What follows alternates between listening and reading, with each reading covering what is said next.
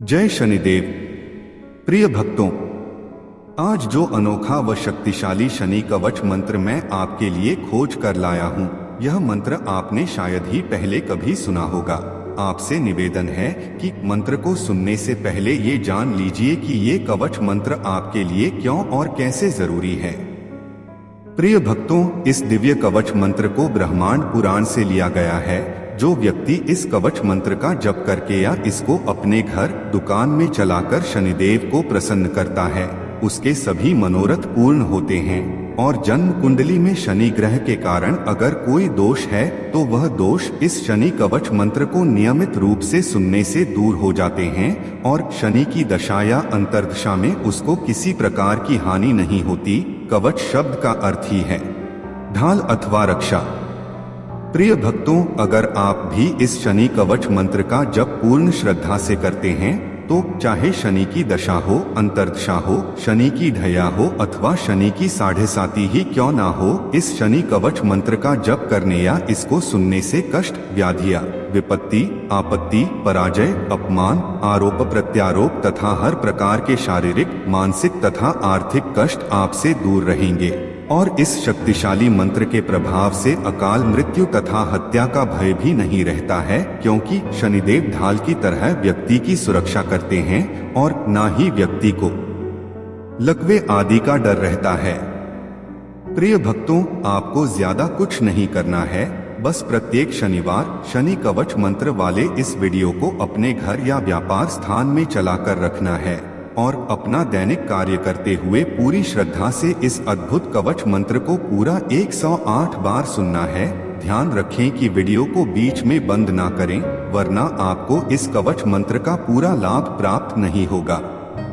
शनिदेव को प्रसन्न करने के लिए वीडियो को दिल से एक लाइक करें व कमेंट बॉक्स में जय शनिदेव जरूर लिखें। और अगर आप इस चैनल और इसके मंत्रों की सेवा से संतुष्ट हैं तो कृपया सब्सक्राइब करके बेल आइकन के बटन को भी दबा दें। तो चलिए शुरू करते हैं शक्तिशाली शनि कवच मंत्र का जाप।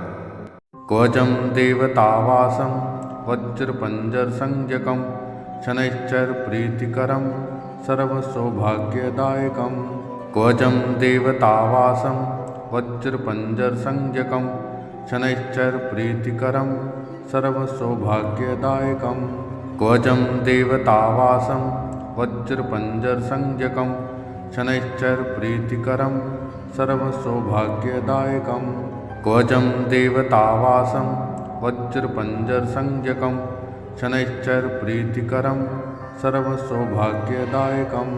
कवचं देवतावासं वज्रपंजर संज्ञकं शनैश्चर प्रीतिकरं सर्वसौभाग्यदायकं।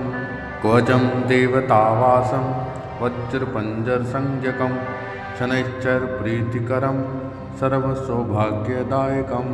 कवचं देवतावासं वज्रपंजर संज्ञकं शनैश्चर प्रीतिकरं सर्वसौभाग्यदायकं। कवचं देवतावासं वज्रपंजर संज्ञकं शनैश्चर प्रीतिकरं सर्वसौभाग्यदायकं। कवचं देवतावासं वज्रपंजर संज्ञकं शनैश्चर प्रीतिकरं सर्वसौभाग्यदायकं।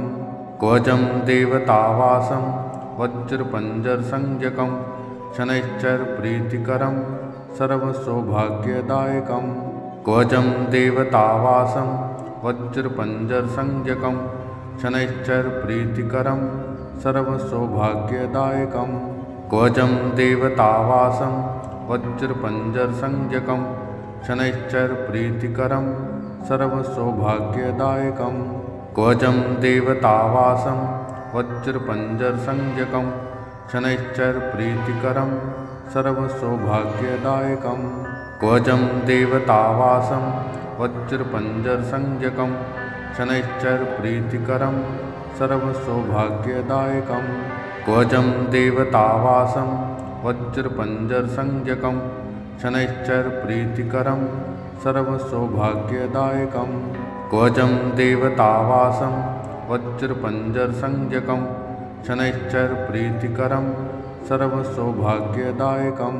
कवचं देवतावासं वज्रपंजर संज्ञकं शनैश्चरप्रीतिकरं सर्वसौभाग्यदायकं कवचं देवतावासं वज्रपञ्जरसंज्ञकं शनैश्चरप्रीतिकरं सर्वसौभाग्यदायकं कवचं देवतावासं वज्रपञ्जरसंज्ञकं शनैश्चरप्रीतिकरं सर्वसौभाग्यदायकं कवचं देवतावासं वज्रपञ्जरसंज्ञकं शनैश्चरप्रीतिकरं सर्वसौभाग्यदायकं कवचं देवतावासं वज्रपञ्जरसंज्ञकं शनैश्चरप्रीतिकरं सर्वसौभाग्यदायकं कवचं देवतावासं वज्रपञ्जरसंज्ञकं शनैश्चरप्रीतिकरं सर्वसौभाग्यदायकं कवचं देवतावासं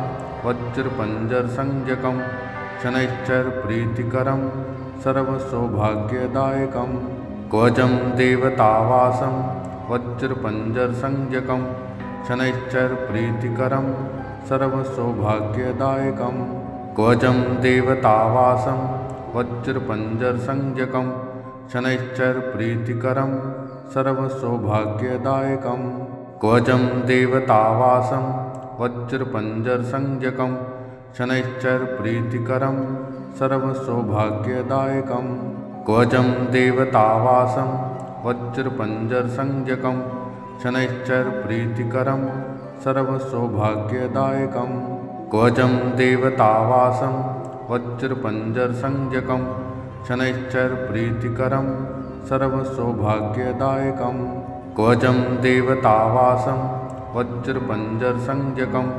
शनैश्चरप्रीतिकरं सर्वसौभाग्यदायकं कवचं देवतावासं वज्रपञ्जरसंज्ञकं शनैश्चरप्रीतिकरं सर्वसौभाग्यदायकं कवचं देवतावासं वज्रपञ्जरसंज्ञकं शनैश्चरप्रीतिकरं सर्वसौभाग्यदायकं कवचं देवतावासं वज्रपञ्जरसंज्ञकं शनैश्चरप्रीतिकरं सर्वसौभाग्यदायकं कवचं देवतावासं वज्रपञ्जरसंज्ञकं शनैश्चरप्रीतिकरं सर्वसौभाग्यदायकं कवचं देवतावासं वज्रपञ्जरसंज्ञकं शनैश्चरप्रीतिकरं सर्वसौभाग्यदायकं कवचं देवतावासं वज्रपञ्जरसंज्ञकं शनैश्चरप्रीतिकरं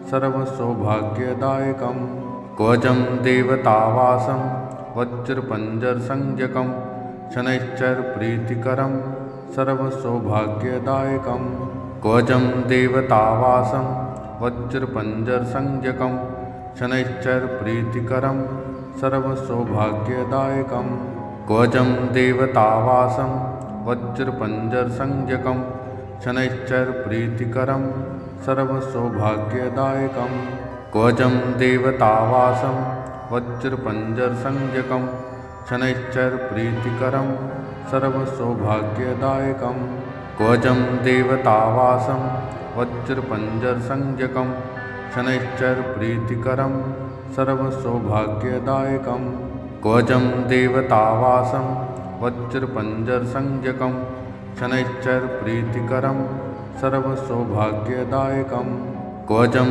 देवतावासं वज्रपञ्जरसंज्ञकं शनैश्चरप्रीतिकरं सर्वसौभाग्यदायकं कवचं देवतावासं वज्रपञ्जरसंज्ञकं शनैश्चरप्रीतिकरं सर्वसौभाग्यदायकं कवचं देवतावासं वज्रपञ्जरसंज्ञकं शनैश्चरप्रीतिकरं सर्वसौभाग्यदायकं कवचं देवतावासं वज्रपञ्जरसंज्ञकं शनैश्चरप्रीतिकरं सर्वसौभाग्यदायकं कवचं देवतावासं वज्रपञ्जरसंज्ञकं शनैश्चरप्रीतिकरं सर्वसौभाग्यदायकं कवचं देवतावासं वज्रपञ्जरसंज्ञकं शनैश्चरप्रीतिकरं सर्वसौभाग्यदायकं कवचं देवतावासं वज्रपञ्जरसंज्ञकं शनैश्चरप्रीतिकरं सर्वसौभाग्यदायकं कवचं देवतावासं वज्रपञ्जरसंज्ञकं शनैश्चरप्रीतिकरं सर्वसौभाग्यदायकं ध्वजं देवतावासं वज्रपञ्जरसंज्ञकं शनैश्चरप्रीतिकरं सर्वसौभाग्यदायकं ध्वजं देवतावासं वज्रपञ्जरसंज्ञकं शनैश्चरप्रीतिकरं सर्वसौभाग्यदायकं ध्वजं देवतावासं वज्रपञ्जरसंज्ञकं शनैश्चरप्रीतिकरं सर्वसौभाग्यदायकं ध्वजं देवतावासं वज्रपञ्जरसंज्ञकं शनैश्चरप्रीतिकरं सर्वसौभाग्यदायकं ध्वजं देवतावासं वज्रपञ्जरसंज्ञकं शनैश्चरप्रीतिकरं सर्वसौभाग्यदायकं ध्वजं देवतावासं वज्रपञ्जरसंज्ञकं शनैश्चरप्रीतिकरं सर्वसौभाग्यदायकं ध्वजं देवतावासं वज्रपञ्जरसंज्ञकं शनैश्चरप्रीतिकरं सर्वसौभाग्यदायकं ध्वजं देवतावासं वज्रपञ्जरसंज्ञकं शनैश्चरप्रीतिकरं सर्वसौभाग्यदायकं ध्वजं देवतावासं वज्रपञ्जरसंज्ञकं शनैश्चरप्रीतिकरं सर्वसौभाग्यदायकं ध्वजं देवतावासं वज्रपञ्जरसंज्ञकं शनैश्चरप्रीतिकरं सर्वसौभाग्यदायकं ध्वजं देवतावासं वज्रपञ्जरसंज्ञकं शनैश्चरप्रीतिकरं सर्वसौभाग्यदायकं ध्वजं देवतावासं वज्रपञ्जरसंज्ञकं शनैश्चरप्रीतिकरं सर्वसौभाग्यदायकं ध्वजं देवतावासं वज्रपञ्जरसंज्ञकं शनैश्चरप्रीतिकरं सर्वसौभाग्यदायकं ध्वजं देवतावासं वज्रपञ्जरसंज्ञकं शनैश्चरप्रीतिकरं सर्वसौभाग्यदायकं ध्वजं देवतावासं वज्रपञ्जरसंज्ञकं शनैश्चरप्रीतिकरं सर्वसौभाग्यदायकं ध्वजं देवतावासं वज्रपञ्जरसंज्ञकं शनैश्चरप्रीतिकरं सर्वसौभाग्यदायकं ध्वजं देवतावासं वज्रपञ्जरसंज्ञकं शनैश्चरप्रीतिकरं सर्वसौभाग्यदायकं ध्वजं देवतावासं वज्रपञ्जरसंज्ञकं शनैश्चरप्रीतिकरं सर्वसौभाग्यदायकं ध्वजं देवतावासं वज्रपञ्जरसंज्ञकं शनैश्चरप्रीतिकरं सर्वसौभाग्यदायकं ध्वजं देवतावासं वज्रपञ्जरसंज्ञकं शनैश्चरप्रीतिकरं सर्वसौभाग्यदायकं ध्वजं देवतावासं वज्रपञ्जरसंज्ञकं शनैश्चरप्रीतिकरं सर्वसौभाग्यदायकं ध्वजं देवतावासं वज्रपञ्जरसंज्ञकं शनैश्चरप्रीतिकरं सर्वसौभाग्यदायकं ध्वजं देवतावासं वज्रपञ्जरसंज्ञकं शनैश्चरप्रीतिकरं सर्वसौभाग्यदायकं ध्वजं देवतावासं वज्रपञ्जरसंज्ञकं शनैश्चरप्रीतिकरं सर्वसौभाग्यदायकं ध्वजं देवतावासं वज्रपञ्जरसंज्ञकं शनैश्चरप्रीतिकरं सर्वसौभाग्यदायकं ध्वजं देवतावासं वज्रपञ्जरसंज्ञकं शनैश्चरप्रीतिकरं सर्वसौभाग्यदायकं ध्वजं देवतावासं वज्रपञ्जरसंज्ञकं शनैश्चरप्रीतिकरं सर्वसौभाग्यदायकं ध्वजं देवतावासं वज्रपञ्जरसंज्ञकं शनैश्चरप्रीतिकरं सर्वसौभाग्यदायकं ध्वजं देवतावासं वज्रपञ्जरसंज्ञकं शनैश्चरप्रीतिकरं सर्वसौभाग्यदायकं ध्वजं देवतावासं वज्रपञ्जरसंज्ञकं शनैश्चरप्रीतिकरं सर्वसौभाग्यदायकं ध्वजं देवतावासं वज्रपञ्जरसंज्ञकं शनैश्चरप्रीतिकरं सर्वसौभाग्यदायकं कवचं देवतावासं वज्रपञ्जरसंज्ञकं शनैश्चरप्रीतिकरं सर्वसौभाग्यदायकं कवचं देवतावासं वज्रपञ्जरसंज्ञकं शनैश्चरप्रीतिकरं सर्वसौभाग्यदायकं कवचं देवतावासं वज्रपञ्जरसंज्ञकं शनैश्चरप्रीतिकरं सर्वसौभाग्यदायकं कवचं देवतावासं वज्रपञ्जरसंज्ञकं शनैश्चरप्रीतिकरं सर्वसौभाग्यदायकं कवचं देवतावासं वज्रपञ्जरसंज्ञकं शनैश्चरप्रीतिकरं सर्वसौभाग्यदायकं कवचं देवतावासं वज्रपञ्जरसंज्ञकं शनैश्चरप्रीतिकरं सर्वसौभाग्यदायकं कवचं देवतावासं वज्रपञ्जरसंज्ञकं शनैश्चरप्रीतिकरं सर्वसौभाग्यदायकं कवचं देवतावासं वज्रपञ्जरसंज्ञकं शनैश्चरप्रीतिकरं सर्वसौभाग्यदायकं कवचं देवतावासं वज्रपञ्जरसंज्ञकं शनैश्चरप्रीतिकरं सर्वसौभाग्यदायकं कवचं देवतावासं वज्रपञ्जरसंज्ञकं शनैश्चरप्रीतिकरं सर्वसौभाग्यदायकं कवचं देवतावासं वज्रपञ्जरसंज्ञकं शनैश्चरप्रीतिकरं सर्वसौभाग्यदायकं कवचं देवतावासं वज्रपञ्जरसंज्ञकं शनैश्चरप्रीतिकरं सर्वसौभाग्यदायकं कवचं देवतावासं वज्रपञ्जरसंज्ञकं शनैश्चरप्रीतिकरं सर्वसौभाग्यदायकं कवचं देवतावासं वज्रपञ्जरसंज्ञकं शनैश्चरप्रीतिकरं सर्वसौभाग्यदायकं कवचं देवतावासं वज्रपञ्जरसंज्ञकं शनैश्चरप्रीतिकरं सर्वसौभाग्यदायकं कवचं देवतावासं वज्रपञ्जरसंज्ञकं शनैश्चरप्रीतिकरं सर्वसौभाग्यदायकं कवचं देवतावासं वज्रपञ्जरसंज्ञकं शनैश्चरप्रीतिकरं सर्वसौभाग्यदायकं कवचं देवतावासं वज्रपञ्जरसंज्ञकं शनैश्चरप्रीतिकरं